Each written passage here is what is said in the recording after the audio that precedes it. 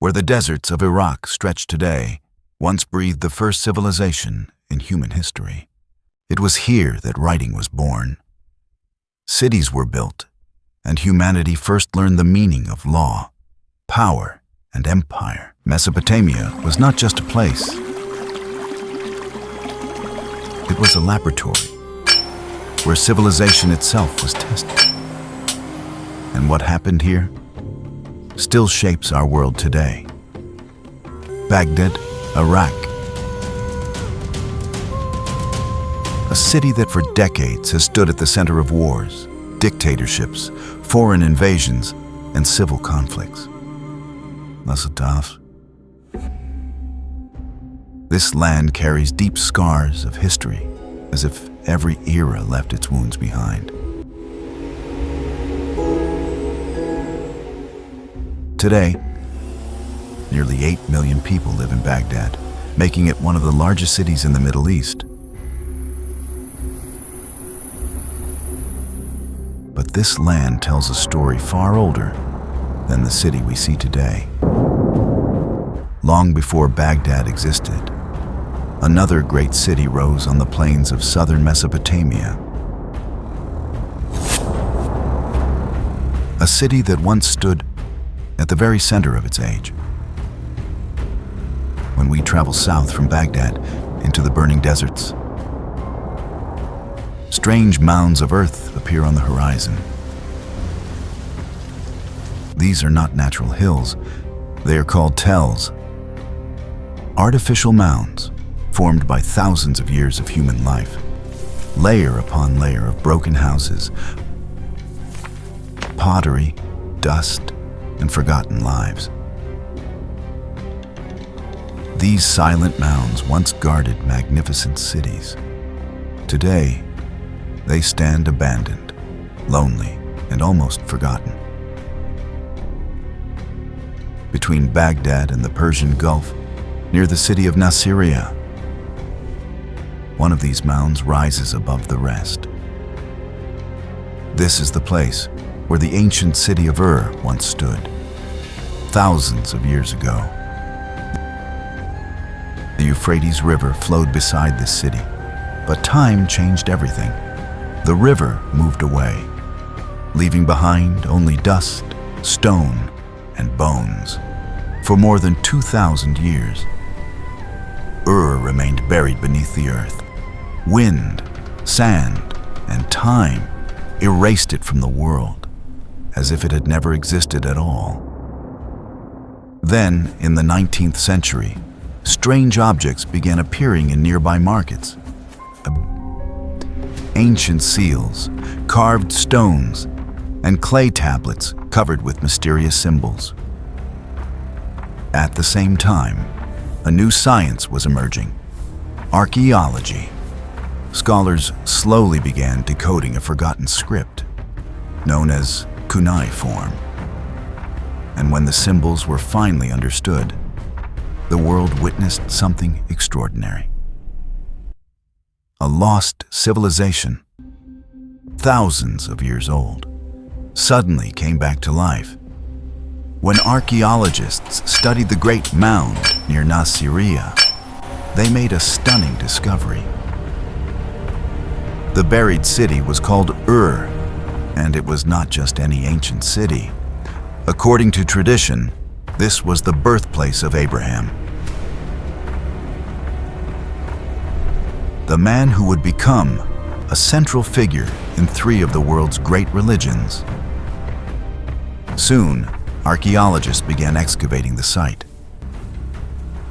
Leading the expedition was a British archaeologist named Leonard Woolly.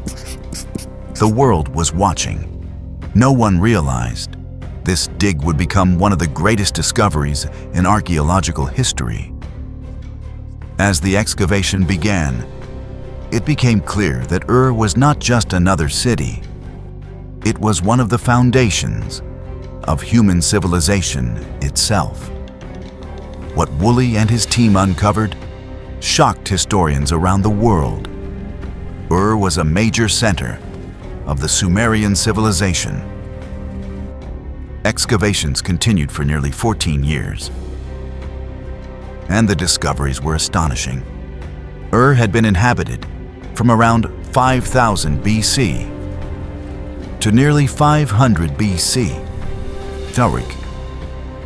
For thousands of years, people had lived, worked, worshipped, and died here.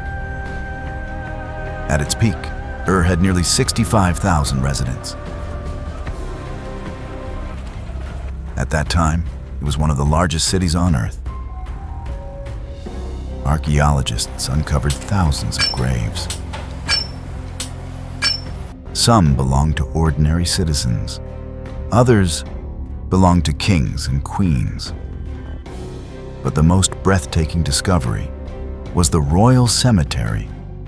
Inside were treasures beyond imagination: gold, silver, bronze, lapis lazuli, and precious stones, jewelry, musical instruments, and beautifully crafted objects.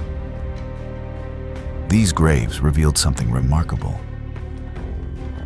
The Sumerians prepared not only for life, but also for the afterlife. One tomb became especially famous: the tomb of Queen Puabi. It was part of a network of powerful cities, including Uruk and Lagash. Together they formed the first urban civilization in history. Towering temples called ziggurats rose above these cities, like ancient skyscrapers touching the sky. The Sumerians lived in a land with almost no natural resources. No forests, no mountains, no metal mines. Yet they achieved something incredible. They built advanced irrigation systems using the waters of the Tigris and Euphrates rivers. Farming flourished. Food production increased. And for the first time in history, societies had surplus food. With that surplus, new professions appeared: mathematicians, engineers, scientists, and priests. The Sumerians developed early mathematics, astronomy, and science. But their greatest invention was writing. The world's first complex writing system, Cuneiform, was decoded through clay tablets. They recorded trade, laws, history, and religion. And through those tablets, their voices still reach us today. These innovations transformed Sumerian cities into powerful city-states, each with its own king, its own god, and its own laws. But prosperity was not shared equally. Power and wealth remained in the hands of elites and priests. Many ordinary people fell into debt. Some were forced to sell their own children into slavery. By around 2400 BC, Sumerian society stood on the edge of crisis. And soon, a new figure would emerge. A man who would change the fate of Mesopotamia forever. His name was Sargon of Akkad. He would rise from humble beginnings to become one of the greatest rulers in ancient history. His empire would unite the lands of Mesopotamia and create the first true empire in human history.